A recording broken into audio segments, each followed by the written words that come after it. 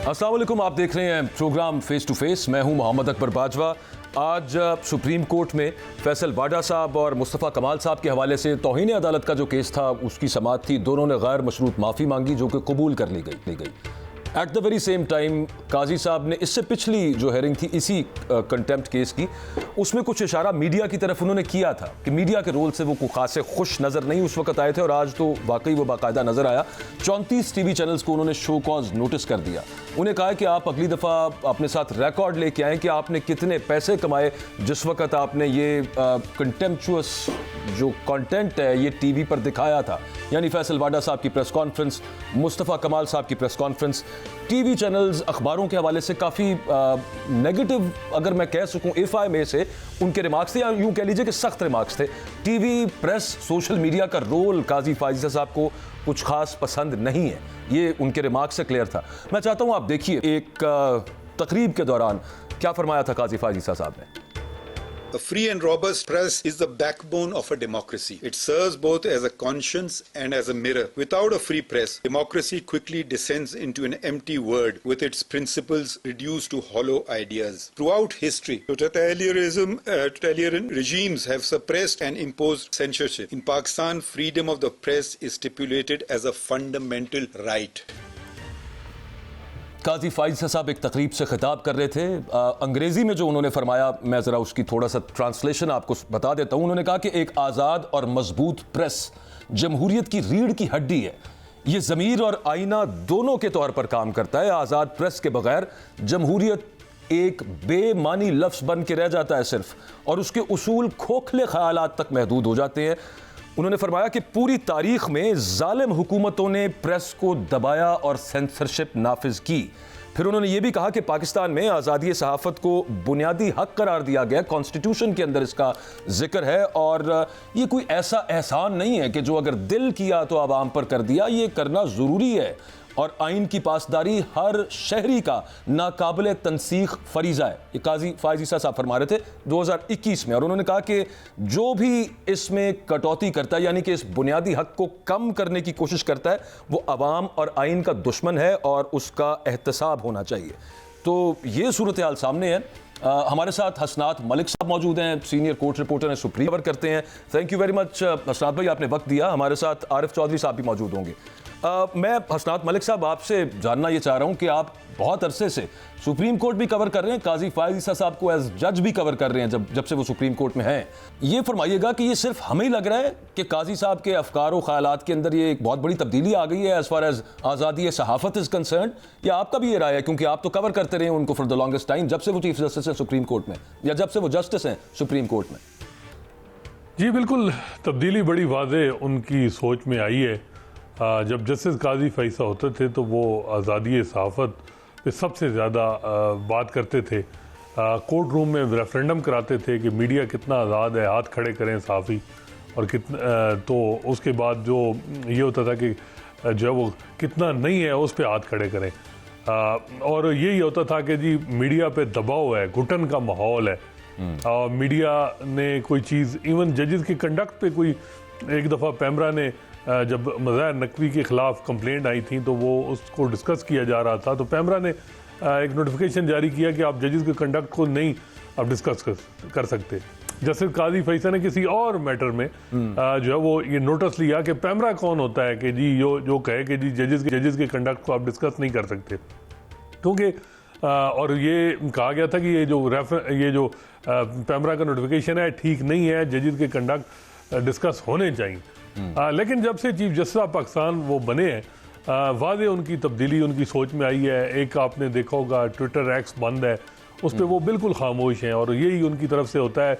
जब उनसे बात कहीं इनफॉर्मली किसी तकरीब पे की जाए तो कहते हैं जी कि जो है ये मैटर अभी हाई कोर्ट में पेंडिंग है, कोर्ट रिपोर्टिंग पे पाबंदी लगती है, कुछ रिमार्क्स 2-3 हफ्ते बाद उनके आते हैं, लेकिन उस पर कोई ऐसा वाज़े उनके जो माजी में जिस तरह वो मीडिया के साथ खड़े थे उस तरह नहीं है। और कई दफ़ा इसके अलावा आप देखते हैं कि सहाफ़ियों के साथ जो कुछ हुआ, अरशद शरीफ का केस नहीं लग रहा, तो अब जो है ये एक और जो मामला आया है, ये एक बड़ा अनयूजुअल तरीके से जो है वो कंटेम्प्ट की कार्रवाई चली कि जो मेन अक्यूज़ड हैं जिन्होंने कंटेम्प्ट की है उनको तो एक्विट कर दिया गया है, उनके खिलाफ शोकाज विड्रा कर दिया गया है, और जितने टीवी चैनल हैं उनके खिलाफ जो है वो कंटेम्प्ट जारी हो गया है।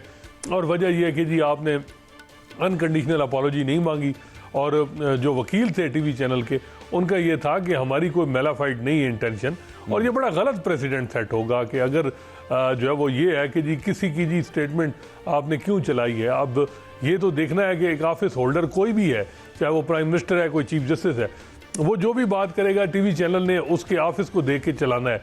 अब ये कि उनका ये कि जी ये टीवी चैनल ने क्यों चलाते हैं, ये मुनासिब नहीं। और मजे की बात है जिस वजह से जिन जजेस पे के हक में उन्होंने ये मामला उठाया है, मैं वो पूछना चाह रहा था सर कि एक उन्होंने पिछली जो समाअत थी उसके दौरान उन्होंने वो कमिश्नर रावलपिंडी का जो इल्जामात थे वो चल गए थे ना वो टीवी के ऊपर, उस पर भी उन्होंने इजहार बरहमी किया था कि दूसरी साइड का वर्जन दिखाए बगैर आपने मतलब क्यों वो चलाई। दूसरी साइड के वर्जन से वहां पे क्या मुराद थी सर?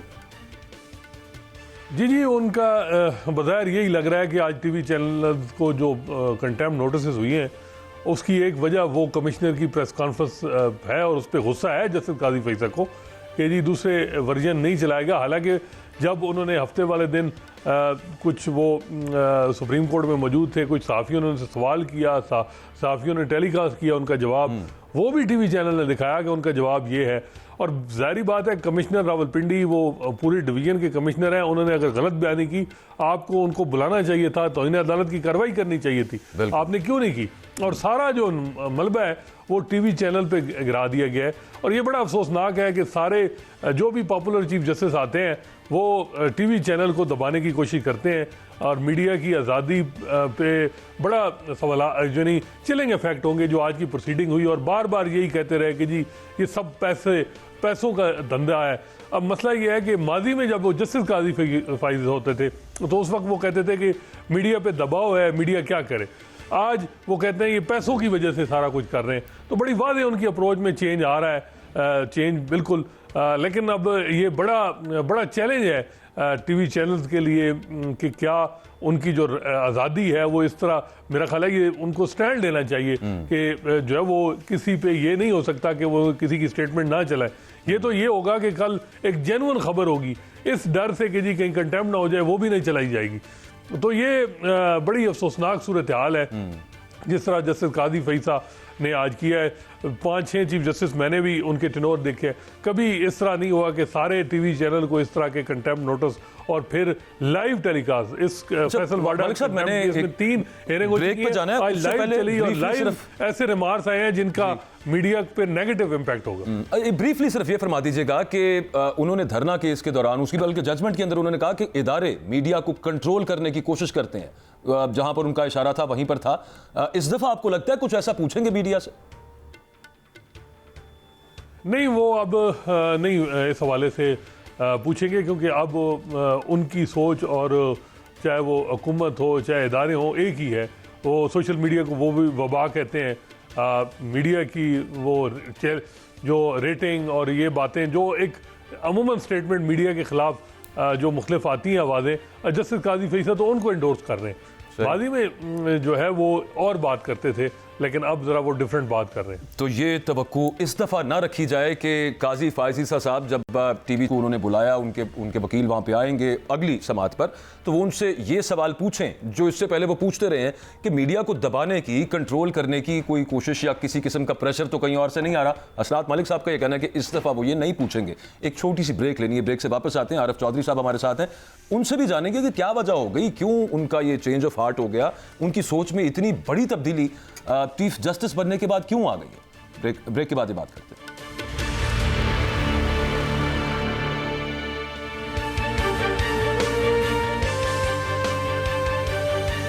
Welcome back.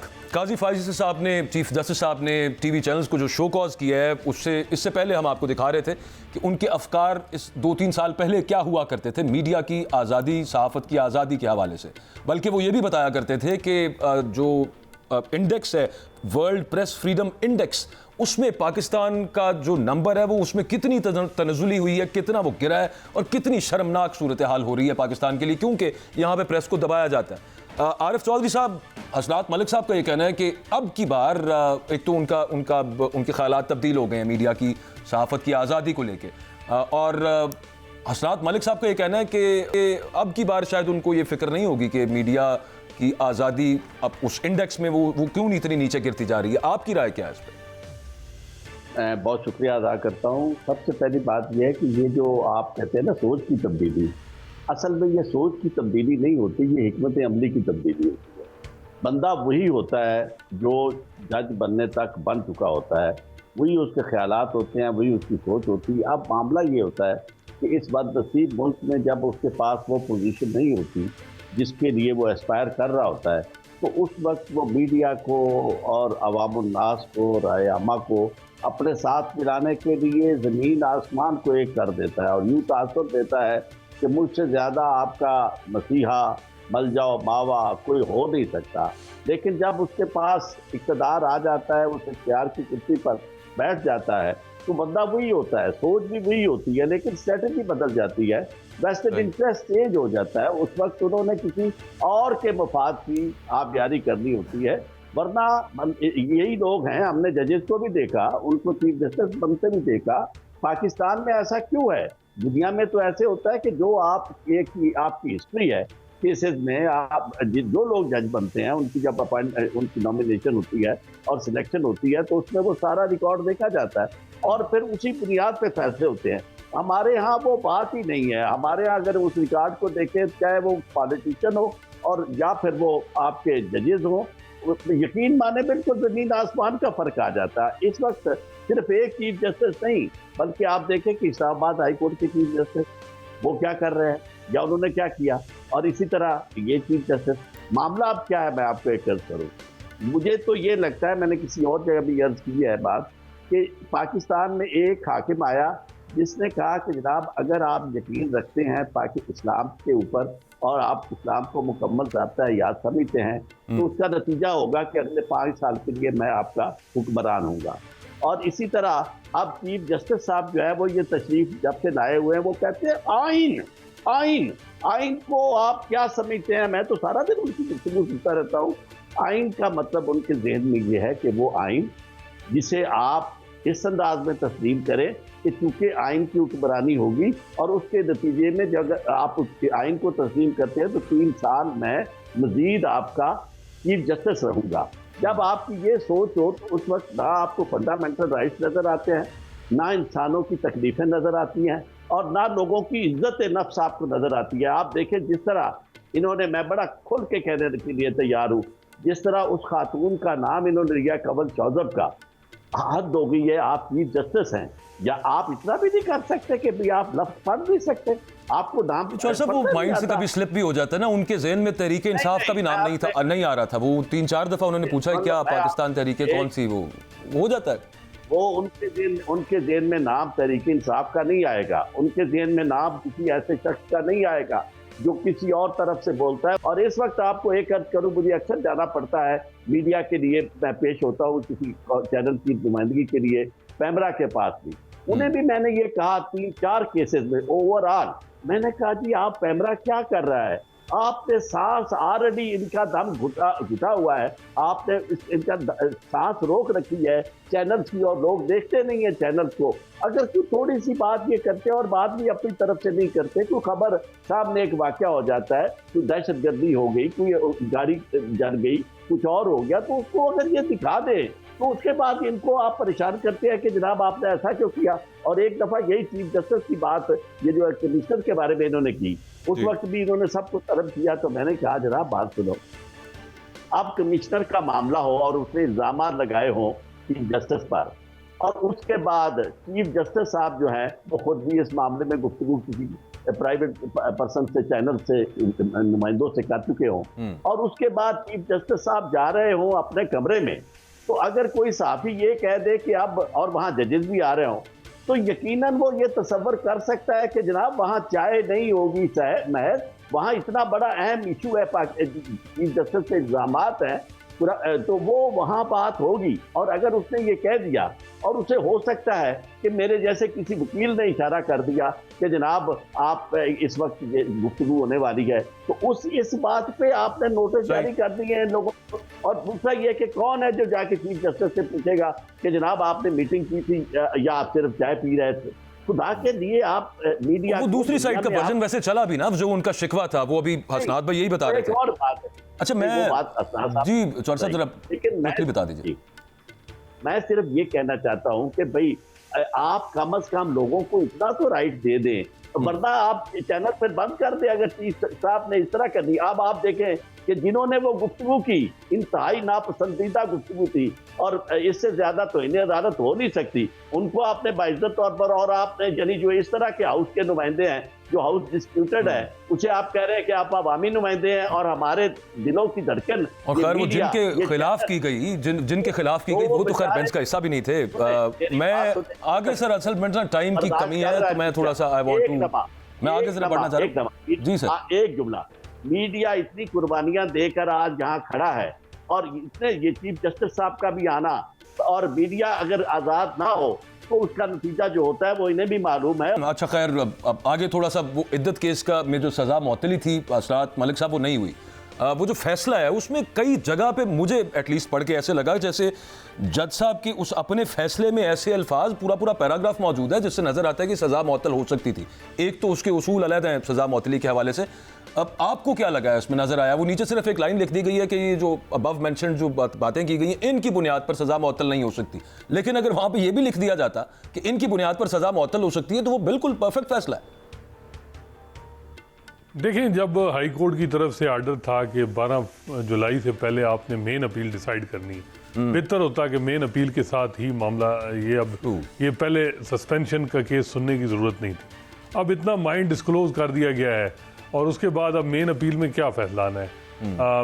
बज़ाहिर ये लग रहा है कि जो है वो जो जिस तरह की सस्पेंशन नहीं हुई, मेन अपील में भी चांसेस कम है कि उनको रिलीफ मिले। रिलीफ अगर मिलेगा तो इस्लामाबाद हाई कोर्ट से ही मिलेगा, कॉन्स्टिट्यूशनल कोर्ट से ही मिलेगा, नीचे के चांसेस कम है। और बताया भी जा रहा है कि पीटीआई की जो लीगल टीम है उन्होंने यही फैसला किया है कि मेन अपील ही कंटेस्ट की जाए, न कि हाई कोर्ट से रजू किया जाए, क्योंकि ये 10 जुलाई तक फैसला हो जाएगा जो भी है, फिर उसको सारे केस को इस्लामाबाद हाई कोर्ट लेके जाएं तो चांसेस यही हैं। मेरा ख्याल है कि थोड़ा सा लीगल स्ट्रेटजीज में बड़े फ्लाज हैं पीटीआई के वहाँ, चाहे वो उनकी रिजर्व सीट का मामला हो, चाहे इमरान खान के केसेस का मामला हो, तो इसको देखना चाहिए कि क्या उनको ये जो पहले थी सस्पेंशन ऑफ सेंटेंस वाली मामला, ये जब इतनी जल्दी मेन अपील डिसाइड होनी है तो क्या ये कंटेस्ट करना भी चाहिए था या नहीं करना चाहिए? ठीक आरिफ चौधरी साहब, आपकी इस पर राय क्विकली, फिर मेरे पास आखिरी सवाल है, वो ये कि यू एग्री विद हसनात मलिक साहब कि ये आगे अब अपील के अंदर भी ये रिजेक्ट होगा? नहीं, हसनात साहब से मैं एग्री पार्शली कर रहा हूँ, लेकिन जहाँ तक उन्होंने ये कहा है कि जनाब सजा की सस्पेंशन को नहीं आर्ग्यू करना चाहिए या जोर नहीं देना चाहिए था, इससे बिल्कुल एग्री इसलिए नहीं करता क्योंकि बुनियादी हक है किसी भी शख्स का जिसके खिलाफ केस झूठा दर्ज किया गया हो और प्राइमा फेसाई वो साबित कर सके कि वो केस जो है वो बनता ही नहीं है, तो उसको और सजा नहीं बन सकती तो उसको जेल में क्यों रखा जाए। तो इसलिए वो उस बुनियादी हक के लिए अगर उन्होंने आर्ग्यू किया है और कोशिश की है तो ये बुरा नहीं हुआ। लेकिन जहाँ तक जज साहब का ताल्लुक है, जज साहब ने ना किसी कानूनी नज़ीर का प्रॉपर्ली हवाला दिया है। एक पप्पू केस, पता नहीं वो कौन सा पप्पू केस है और उसकी क्या बैकग्राउंड है और उससे क्या हकायक है, उसकी बुनियाद पर एक प्रेशर के तहत उन्होंने इस तरह का फैसला किया है जिससे यकीनन मैं ये इत्तेफाक करता हूँ साहब से कि उन्होंने अपना माइंड भी डिस्क्लोज कर दिया और उन्होंने बता दिया है कि वो क्या करने वाले हैं। अब इस सूरत हाल में अगर पाकिस्तान के अंदर अदालतों का ये हाल हो जाए कि उनकी नजर आना शुरू हो जाए कि ये क्या करने वाले हैं, तो उसके बाद मैं नहीं समझता कि उस निज़ाम को निज़ाम अदल आप कह सकते हैं। बिल्कुल ठीक है। अच्छा चौधरी साहब, ये जो मखसूस नशिस्तों वाला जो केस फुल कोर्ट जो इस वक्त सुन रही है उसमें आपको क्या मालूम हो रहा है कि मतलब लग क्या रहा है उसके अंदर कि ज्यादातर जजेस का झुकाव इन द बेंच वो किस साइड पर है कि ये अब माल गनीमत के तौर पर ये सीटें यूं महसूस हो रहा है कि ज्यादातर जज कहेंगे ये नहीं मिल सकती पीपल्स पार्टी और पीएमएलएन को? देखिए, दो बातें बिल्कुल क्लियर आई। असराज साहब से पूछ रहे हैं या नहीं मैं आपसे पूछ रहा हूँ, फिर असराज साहब से पूछता हूँ। अच्छा, दो बातें बड़ी क्लियर आई है। सबसे पहली बात ये आई है कि ये जो उन्होंने कहा है कि आप छोड़ दें, जो आयशा मलिक साहबा ने कहा कि आप इनको छोड़े कि इन्हें सीटें मिलती या नहीं मिलती, आप अपना बताएं कि आपको अब किस तरह ये सीटें दे सकते हैं। एक बात ये बड़ी इंपॉर्टेंट है। और दूसरी बात ये कि काजी साहब का उस मामले पे माजरत खाना रवैया और ये कहना कि जी उसके असरात ये नहीं हो सकते थे इलेक्शन का सिंबल लेने के कि वो पॉलिटिकल पार्टी जो है बतौर पार्टी के इलेक्शन में हिस्सा ना ले सके और उसको पार्टी ना समझा जा सके। ये दोनों बातों को अगर आप देखें तो इससे आपको बिल्कुल ये मुतवज्जे नजर आना चाहिए कि ये केस जो है इसकी एक ही समझ है और वो किसी सूरत में मैं समझता हूँ कि इतना बड़ा ब्लंडर जो है वो कोई भी नहीं कर सकता कि आप पे प्रोपोर्शनल सिस्टम जो है उसको ही बर्बाद कर दिया कि जिस शख्स के पास जो इलेक्शन में है नहीं, यानी जिसके पास वो सीटें जो रिजर्व नहीं करता, किसी और की सीटें आप किसी और को, ये कोई माले गनीमत तो नहीं है। पहले दिन से लोग कह रहे हैं, तो वही मैं कह रहा था ना, वो महसूस यूं होता है रिमार्क से कि मेजॉरिटी जजेस जो हैं वो शायद ये फैसला नहीं देंगे हसनात मलिक साहब के माले गनीमत के तौर पे ये पीपल्स पार्टी को, PMLN को, JUI को मिल जाए ये सीट्स। जी बिल्कुल, पोजीशन तो यही थी। बज़ाहिर ये जब पहले ये डिसाइड हुआ था कि 2 दिन जो है वो ये केस सुना जाएगा और फैसला हो जाएगा। अब ये केस को डिले क्यों की जा रहा है ये नहीं समझ आ रही।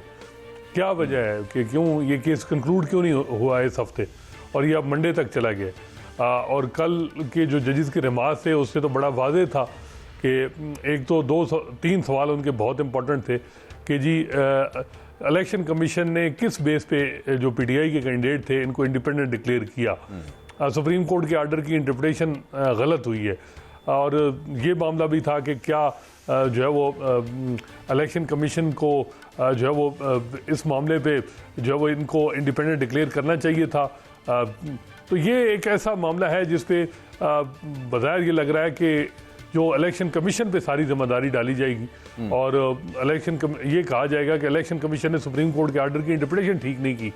और जस्टिस काजी फैसा खुद भी कहते हैं कि मेरे फैसले का मकसद ये नहीं था, लेकिन बसात इतराम उनका जो रिव्यू उस वक्त फाइल हो चुका था। अगर इतनी बड़ी एक लार्जेस्ट पार्टी वाइप आउट हो रही थी उनको नोटिस ले लेना चाहिए था और खुद आर्डर में पैराग्राफ लिख देते, इलेक्शन कमीशन एक पैराग्राफ लिख देते कि जी उस पे काजी साहब ने कहा कि बस हो गया, जवाबों के आगे चलें। हाँ ठीक जी, वो कहते कि जी ये आपने ये जो है ये चीज़ें इसका असर उस पर नहीं होगा तो ये मसला ना आता। सारा मसला जो भी बनाया है वो जनवरी 13 के फैसले की वजह से बना है। अब जो मर्जी आप जिम्मेदारी इलेक्शन कमीशन पे डालें, लेकिन जो है ये बड़ी एक इस वक्त 3 किस्म की आ रहा है। एक तो ये है कि सुन्नी इत्तेहाद कौंसिल को नहीं मिल सकती, कुछ जजेस कहा है कि नहीं सुन्नी इत्तेहाद कौंसिल को मिल सकती हैं। अब कुछ जजेस कहा है कि PTI को मिलनी चाहिए थी क्योंकि ये PTI का मैंडेट है, PTI के जो कैंडिडेट इंडिपेंडेंट हुई है वो गलत हुई है। और कुछ जजेस का है कि जी जो है ये जो 78 सीटें हैं ये दूसरों को कैसे मिल गई हैं। लेकिन जस्टिस काजी फैसा का जो बज़ाहिर ये लग रहा है कि अच्छा सिर्फ आखिरी चीज असनाद भाई ब्रीफली वो ये कि ये और जो 3 दिन का जो समाअत में डिले आया है, आपको इस पे तशवीश हो रही है, मैं उसकी वजह जानना चाह रहा था ब्रीफली। देखिए ये अब मालूम नहीं कि क्या वजह है कि क्यों डिले हुआ है, लेकिन इतनी जल्दी जब थी 2 दिन में केस कंक्लूड और कल हो सकता था कंक्लूड, क्या वजह है कि केस को इतना 3 दिन के लिए एडजर्न किया गया है। तो अब देखते हैं कि क्या इस पे अब हर एक अपना अपना तबसरा कर रहा है, लेकिन एक बात तो कल वाज़ेह लग रही थी। बिल्कुल ठीक, बहुत शुक्रिया, थैंक यू वेरी मच। हसनात मलिक साहब हमारे साथ थे, आरिफ चौधरी साहब हमारे साथ मौजूद थे और उनके जो ख्यालात थे काफ़ी मिलते जुलते दोनों के थे। खैर एक ब्रेक लेनी है, ब्रेक से वापस आएंगे तो will be talking to Junaid Akbar साहब, पाकिस्तान तहरीक इंसाफ के रहनुमा है। पार्टी के अंदर इस वक्त तहरीक इंसाफ के अंदर जो कहा जा रहा है कि धड़ेबंदी है, ग्रुप्स बन गए हैं और लिसानी बुनियादों के ऊपर भी कुछ मामला था, यूँ कि अब चहमगोइयाँ चल रही हैं कि KP पंजाब का धड़ा, क्या मामला है, बात करते हैं ब्रेक के बाद।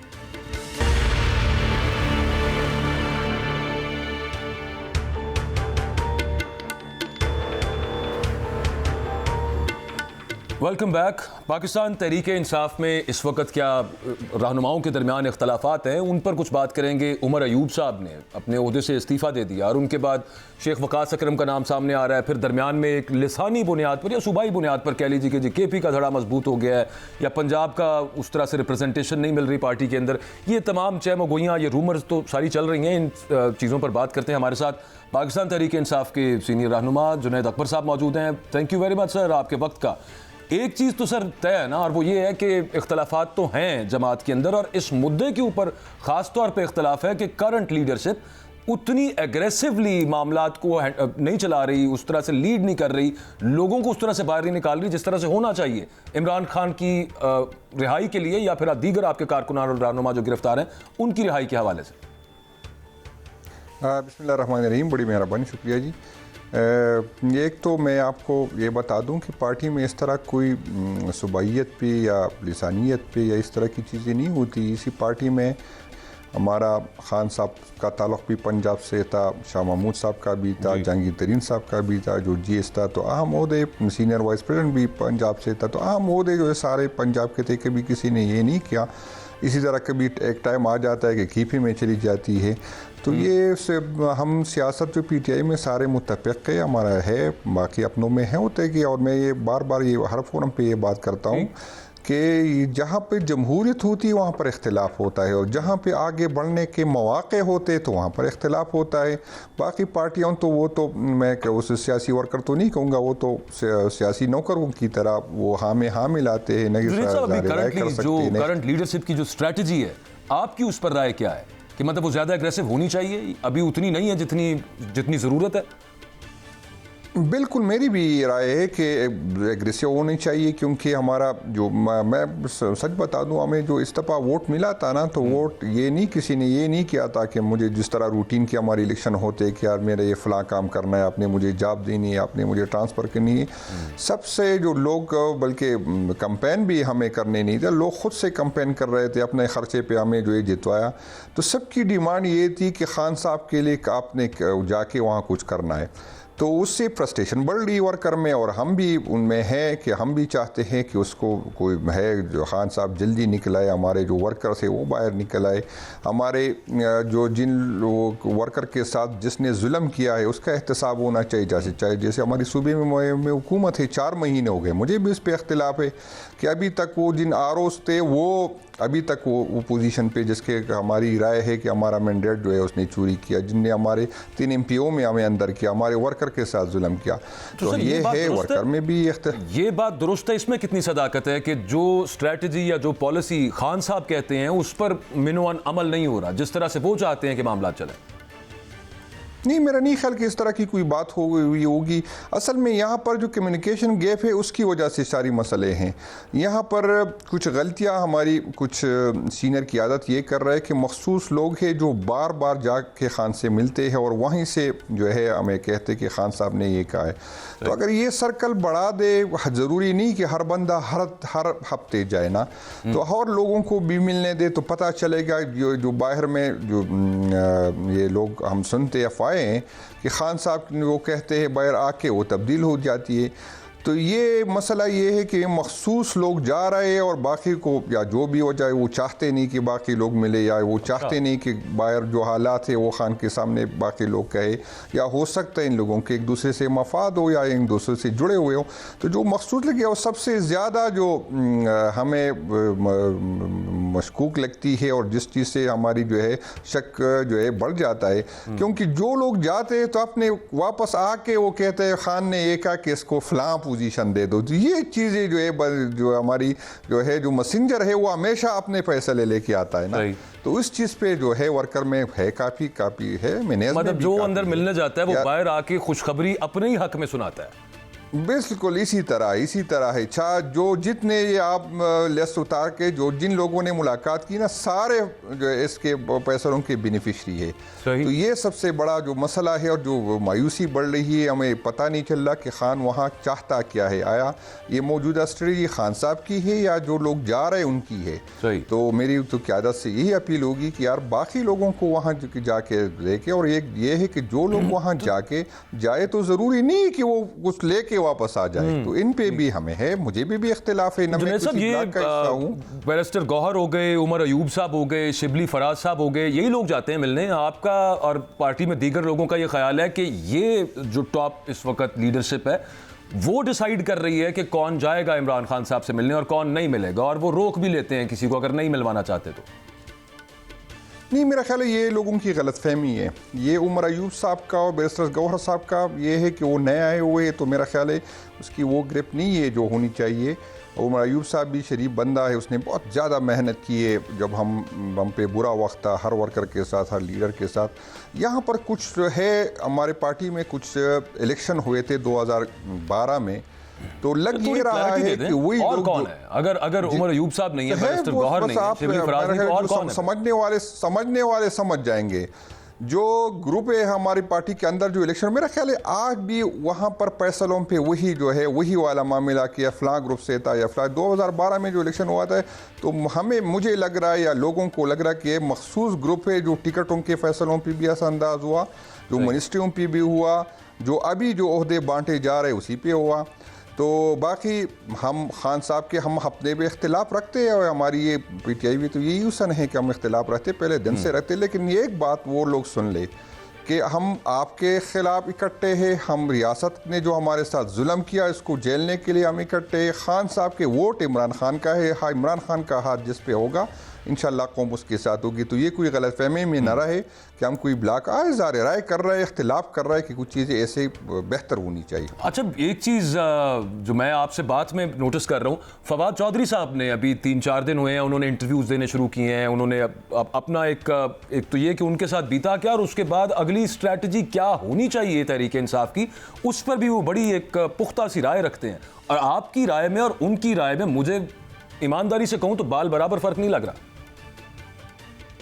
नहीं, फवाद चौधरी साहब मेरे भाई है, उसकी अपनी राय का मैं एहतराम है कि मुझे तो नहीं सुना कि उसने क्या कहा है, तो उसकी राय का एहतराम होना चाहिए, उसकी अपनी राय है। लेकिन अभी क्योंकि पार्टी, अगर आप बता दूं मैं आपको, वो ये कहते हैं कि इस वक्त जो करंट लीडरशिप है उसमें इतना मेटल मौजूद नहीं है कि वो हल कर सके उन मामलात को, खासतौर पे इमरान खान और कारकुनान और रहनुमाओं की रिहाई वाला मामला, उसके अलावा एहतजाज उस तरह चला सके, और फिर तीसरी बात कि वो कम्युनिकेट कर सके eight which ever level it is needed. तो वो आप भी वही बात कर रहे हैं? नहीं, मैं वो वही बात नहीं कर रहा हूँ। मैं कह रहा हूँ कि इससे बेहतर होना चाहिए, नहीं कि मुझे क़यादत पे, मुझे बिल्कुल क़यादत पे एतमाद है, और यही मैं इसी असम्बली में 2013 से हूँ। जो इस दफ़ा पोजीशन ने डिलीवर किया ना, यकीन करें ये मैंने 10 साल में नहीं देखा। तो हर बंदे अपने लेवल पे मेहनत करता है, लेकिन ये है कि यार इसमें मज़ीद बेहतरी लेके आए। तो फवाद चौधरी साहब उसकी अपनी राय वो बाहर से देख के उसकी हो सकता है कोई और नज़र से देखता हूँ। हमने चूँकि वोट लिया है और वर्कर का प्रेशर है, वो वर्कर हमें बार ये पूछते कि खान आज भी जब फ़ोन रिसीव करते तो काम के कम होते, और यही बात ज़्यादा पूछी जाती कि खान कब निकलेगा। तो यहाँ पर जो इशू हमारा है वो कम्युनिकेशन गैप का है। अगर खान साहब के पास बाकी लोग भी जाए, और सबसे पहले जो सबसे ज़्यादा मुझे एतराज़ है तो इस बात पे है कि जो वहाँ मिलने जाए वो फैसलों की बेनिफिशरी नहीं होने चाहिए। बिल्कुल ठीक। तो बाकी फिर किसी को मसला नहीं होगा, किसी को एतराज़ नहीं होगा। अगर वो जाके कहे कि खान ने मेरे हक़ में फैसला किया, तो फिर वो अगर खान ने किया भी होगा तो उसमें फिर मशकूक क्लैरिटी आ जाएगी अगर बाकी लोग भी उनके मुंह से खुद सुन लें। आप ये फरमा रहे हैं। अच्छा, एक चीज़ और ये सर कि बिल्कुल मेरी भी ये पार्टी की आदत से भी है कि और लोगों को मिलने दे, बेशक हम न हो, लेकिन और लोगों से, ताकि मुख्तलिफ एंगल से वो बात सुने, उसको मशवरे दे उसके बाद पर। क्योंकि खान साहब तो वहाँ पर तो उसको तो रसाई नहीं इन्फॉर्मेशन। बिल्कुल ठीक है। अच्छा जुनैद साहब, जो लोग जाके वही कहते हैं, एक साइड वो सुनते हैं और इसी पे फैसला करते हैं, तो बाकी लोगों को भी मिलना चाहिए। बिल्कुल ठीक है। एक चीज़ और वो ये कि चलें जो पॉलिटिकल इश्यूज़ हैं उनके हवाले से, आपके रहनुमाओं के जेलों में होने के हवाले से या इलेक्शंस के हवाले से तो एहतजाज की कॉल्स आई, उस तरह से एहतजाज नहीं हुआ। लेकिन एक बड़ी बेसिक चीज़ है, वो है लोगों की, आवाम की इस वक्त जो हालत ज़ार है महंगाई की वजह से, बिजली के बिलों की वजह से। ऑर्गेनिक तौर पे भी कैंपेन चल रही थी, लेकिन लीड करने वाला इनके ऊपर ही कम अज़ कम आपकी जमात ने कोई ऐलान किया होता कि जो आवाम के साथ इस वक्त बीत रही है, मतलब leaving aside for a moment कि डेमोक्रेसी के साथ क्या हो रहा है, फ्रीडम ऑफ स्पीच के साथ क्या हो रहा है, बुनियादी हुकूक के साथ क्या हो रहा है, अगर उसको सिर्फ for the sake of argument side पर रख दिया जाए तो और बहुत इशूज़ हैं जिनके ऊपर निकल सकती थी आपकी जमात, एहतजाज कर सकती थी, अवामी हिमायत आपको अक्रॉस पार्टीज अवेलेबल होती, शायद वो भी नहीं हुआ। नहीं, ऐसी बात तो नहीं है। KP में भी हम करते, असम्बली में भी करते और फोरम पे हम करते। मसला ये है कि बात करना आसान है, और जिन लोगों पे गुजर रही ना, ये भी है एक हकीकत है। मैं भी चाहता हूँ कि इसको जो है ज़्यादा एग्रेसिव होना चाहिए, ज़्यादा लोगों को निकाले, लेकिन हमारी क़ियादत पे हर बंदे पे, जो पंजाब की, खासकर पंजाब की केपी में भी हर बंदे पे है, पंजाब के हर क़ियादत पे 40-50 FIR है, हर डिस्ट्रिक्ट पे उस पर FIR काटेगी, कभी जो है गाय चोरी का, कभी मोटरसाइकिल चोरी, इसी तरह की FIR काटेगी। तो उसके क़ियादत का जो ऑलरेडी हम जब निकलते हैं तो सेक्शन 4 जो है 144 लगती है, फिर उसके बाद फिर FIR होती है, फिर ट्रायल होता है, फिर तो जमाने ताबिक पंजाब की ज़्यादा क़ियादत असम्बली में कम होती है और अदालतों में ज़्यादा होती है। तो ये चीज़ भी देखना चाहिए कि जो रियासत जो इंतहा को पहुँच चुकी है, लेकिन जो वो कर रही है, तो इसके बाद जो है बहुत मुश्किल होता है वर्कर को निकालना। लेकिन जुनैद साहब, इससे तो मुझे फिर ये बात समझ आ रही है कि इस तरह तो फिर कभी भी नहीं निकलेंगे आप, और कोई भी नहीं निकलेगा, और फिर नहीं, मैं ये नहीं कह रहा हूँ कि कभी नहीं लोग निकल रहे हैं, लेकिन ज़रूरी तो नहीं है कि जो हमारी पीटीआई में तो हर बंदे को आगे बढ़ने का मौका है, तो हम मखसूस लोगों की तरफ क्यों देख रहे हैं? माँ मेरी ये है कि बस हमने निकलना है और हमने बहुत जल्दी ये फैसला करना है, क्योंकि अदालतों से हमें तो कोई रिलीफ की उम्मीद नहीं है। तो इसके लिए कोई स्ट्रेटजी बनाते हैं, हम पार्टी के अंदर भी ये बात करते हैं, लेकिन मसला ये है कि जो क़ियादत जात के वापस आती है तो कह रहे कि खान के कहने के, जब खान कहेगा तो हम निकलेंगे। तो मेरी तो अपनी खान से मुलाकात नहीं हुई, तो मुझे नहीं पता क्या खान कह रहा है कि नहीं कह रहा। तो सबसे आखिर फिर मैं इस बात पे आऊँगा कि यार और लोग जाके खान से मिलेंगे तो पता चलेगा कि आया मौजूदा स्ट्रेटजी जो है वो खान की है या किसी और की है। बिल्कुल ठीक है, ये शक दूर होना चाहिए। और एक बड़ा इंपॉर्टेंट पॉइंट जो था जुनैद अकबर साहब का, वो ये कि जो लोग जा चलते हैं, बाहर आते हैं, तो खुशखबरी अपने ही हक में आके वो सुना देते हैं, और इस वजह से जमात के अंदर एक डिफरेंस ऑफ ओपिनियन कह लीजिए, या फिर आप उसको यूँ कह लीजिए कि तशवीश पाई जाती है उन लोगों में जिनको मिलने नहीं दिया जाता इमरान खान साहब के साथ। जुनैद अकबर साहब हमारे साथ मौजूद थे, आपका बहुत शुक्रिया। प्रोग्राम का वक्त ख़त्म हुआ नाजरीन, अपना फीडबैक दीजिएगा। अल्लाह हाफ़िज़।